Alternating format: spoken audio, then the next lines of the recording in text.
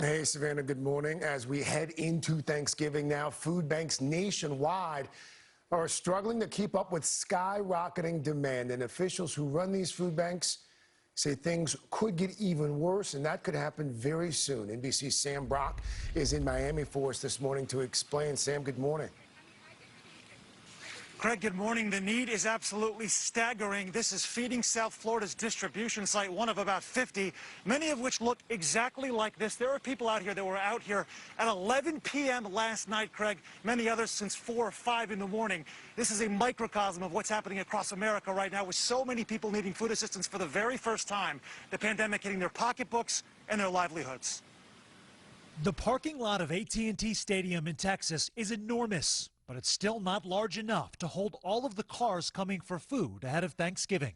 People spilling onto nearby streets and gratefully driving away with 80-pound boxes of groceries. They just care for us. They know the situation that we're going through. The display of need playing out all over a deeply suffering nation. In San Jose, bins bursting with turkeys.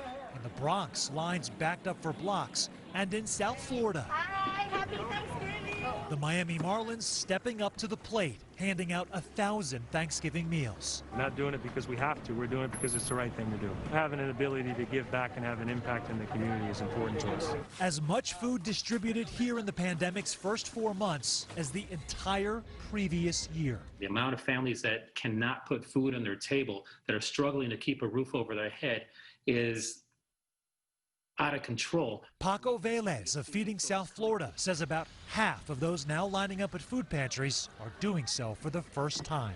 How long is this sustainable before you don't have enough food to provide people that have need for it? This tremendous need that we're seeing all across the country and here in South Florida is absolutely not sustainable. As families continue to go month after month after month with no resources, things are getting progressively worse. Accelerating this crisis, a looming food cliff. At the end of the year, hundreds of millions in federal dollars for food banks provided by the CARES Act will run out, leaving many wondering where their next meal might come from. Definitely critical. People have nowhere else to turn. Desperation mixed with gratitude on display in long lines all across the country. Sometimes we don't have enough for we could buy our dinner. And thanks God they're giving us the free turkey and the other vegetables. The CEO of Feeding South Florida says that without any additional help from Congress, once the CARES Act expires on December 31st, they're looking at the amount of food coming in being slashed approximately in half.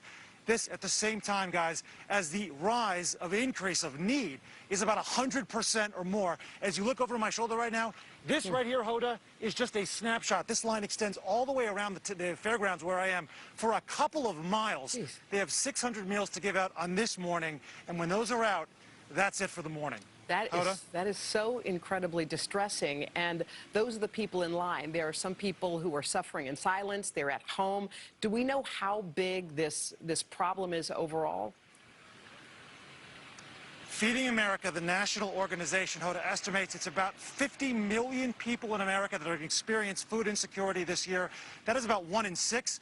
For children, we heard Gabe talking about the impacts of coronavirus on children. It's 17 million. 1 in 4 kids in the United States is going to experience food insecurity this year because of the pandemic. We call it food insecurity, but they're hungry. I mean, that's really what it is. All right, Sam, thank you. All right, well, let's get a check of the weather. Al's tracking some holiday week storms as well. Al, good morning. Good morning, guys. And as we take a look, we're watching this system. Denver and Chicago both